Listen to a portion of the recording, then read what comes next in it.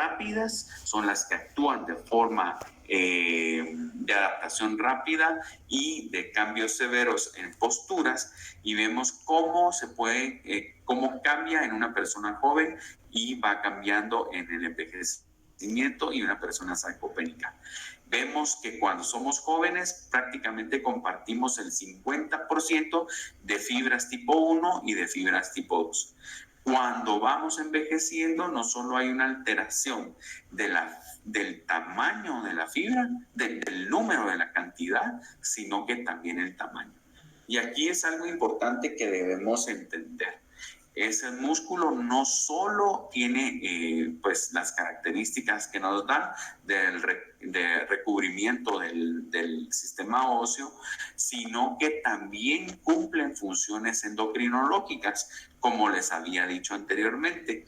Y también hay una disminución de factores como la hormona del crecimiento, de las hormonas tiroideas, y una disminución de la función de factores como el factor de crecimiento similar a insulina, que le da el componente adecuado y la estructura adecuada a ese músculo. En cambio, empezamos a tener liberación de algunas sustancias que empiezan a destruir ese músculo de forma significativa, como el factor de necrosis tumoral o las interleucinas. Ahorita vamos a ver un poquito más con detalle este evento. Pero, y esta también es pregunta de examen. No sé si alguien va a hacer una pregunta. ¿No? Ok. Pero entonces, todos estos sucesos que estamos viendo, la disminución de la masa muscular, las alteraciones endocrinológicas, repercuten, en varios sistemas. Principal, uno, es en la alteración de la síntesis proteica, o sea, de la formación del músculo. Otro, aumenta la destrucción del músculo a través de este proceso que se llama proteólisis. Otro, alteran la integridad muscular y empieza a haber mayor contenido de grasa a nivel del músculo. Todo eso hace que el músculo sea deficiente y nos dan las características de una persona mayor. Esto es pregunta de examen. Esto ya no lo voy a mencionar porque es prácticamente lo mismo que mencioné anteriormente.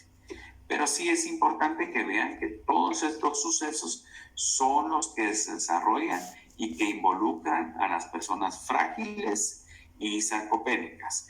Vemos que la sarcopenia, esto lo vimos anteriormente, forma o es parte fundamental del proceso de fragilización de una persona mayor. Y es importante que ustedes tengan muy claro que estos procesos que vemos de catabolia, o sea, destrucción del músculo, y la formación del mismo, llevan a tener directamente la calidad del músculo, la masa muscular y por lo tanto representación de la sarcopenia como la debilidad, alteraciones metabólicas y lleva a desacondicionar a un paciente. Es importante mencionar que todos estos efectos de la catabolia son los relacionados a procesos inflamatorios que ya los vamos a ir viendo con detenimiento más adelante, sobre todo cuando empecemos a ver el deterioro cognitivo. Pero están involucrados el factor de necrosis tumoral y diferentes interleucinas, y como les dije, son marcadores proinflamatorios.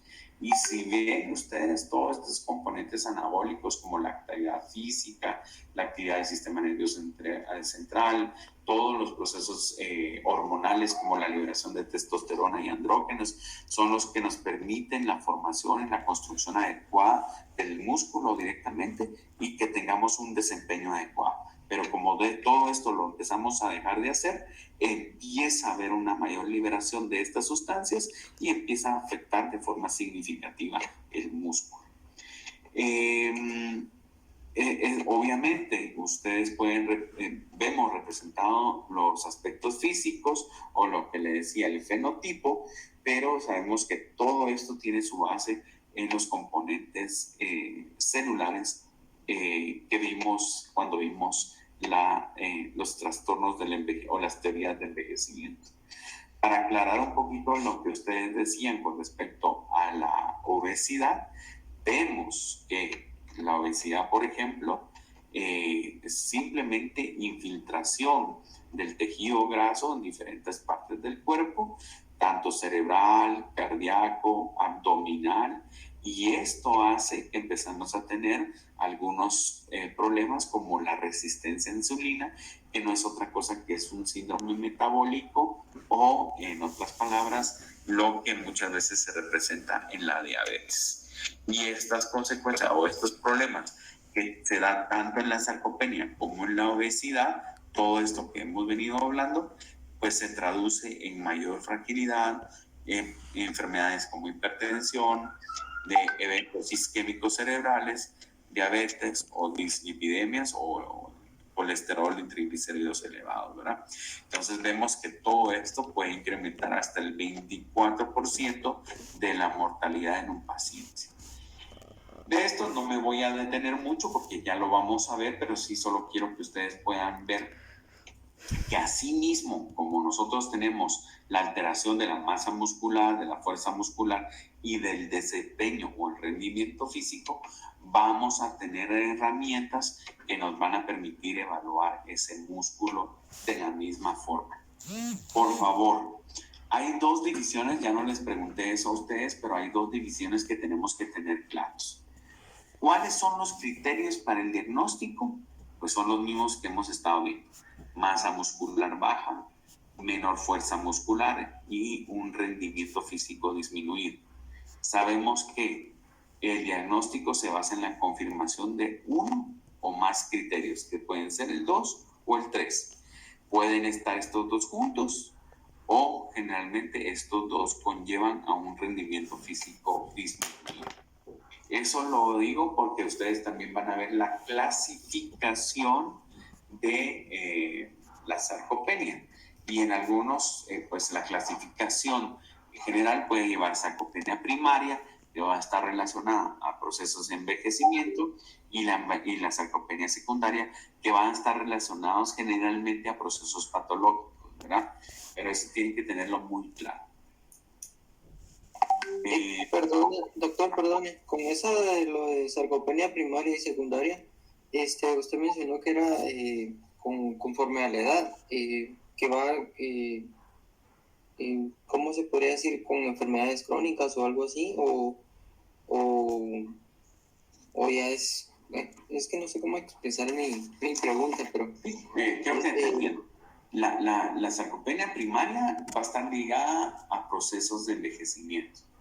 En pacientes, por ejemplo, que tengan, qué sé yo, alguna distrofia muscular o algún accidente o diabetes o hipertensión o alguna otra enfermedad que haga que el músculo se deteriore, puede estar relacionada, incluso puede presentarse en pacientes jóvenes, no necesariamente en pacientes añosos. Ahora tenemos contextos como la caquexia, que generalmente se van a presentar en pacientes con tumores o cánceres asociados, ¿verdad? No sé si por ahí pueda contestar un poquito tu pregunta.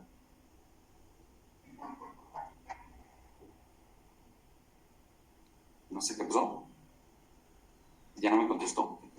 Perdón, es que perdí conexión de internet, entonces me conecté ahorita por el teléfono. Ok, pero no sé si oíste la respuesta. Solo me quedé donde había dicho de las enfermedades que padecían. De ella no sé. Es que pueden haber algunas enfermedades que sí se relacionen, aún en pacientes jóvenes, con la disminución significativa de la masa muscular. Y esto, pues, da también características de sarcopenia. Eso lo vamos a ir complementando un poquito más adelante. Ajá.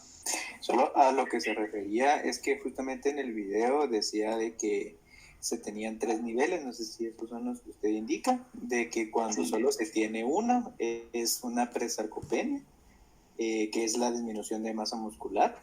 Cuando se tiene disminución de masa y fuerza es sarcopenia en general, y cuando se tiene disminución de fuerza, masa y desempeño ya se considera como sarcopenia severa. Así es. De hecho, lo vamos a ver ahorita en la siguiente diapositiva. Solo quiero que vean esto, por favor. ustedes, ya lo vamos a ver un poquito más adelante cuando veamos valoración integral, pero para poder medir precisamente estas características, vamos a tener ciertas funcionalidades o vamos a tener ciertas herramientas, como la velocidad de la marcha, las pruebas de desempeño físico, el poderlo medir con un dinamómetro, la fuerza de tensión, y que son todas estas características que vamos a tener acá.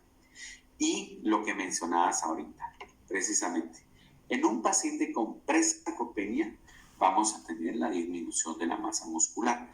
Pero les decía, por ejemplo, este no es solo el criterio que vamos a ver en un paciente con enfermedad o patología, específicamente hablando de sarcopenia, porque si volvemos a traer en comparación este muchacho y Grijalva, vemos que tiene una disminución de la masa muscular, pero no es un músculo deficiente, que sería el segundo componente cuando ya tenemos una sarcopenia como tal. La disminución de la masa muscular y el músculo débil o deficiente nos van a tener la representación de sarcopenia.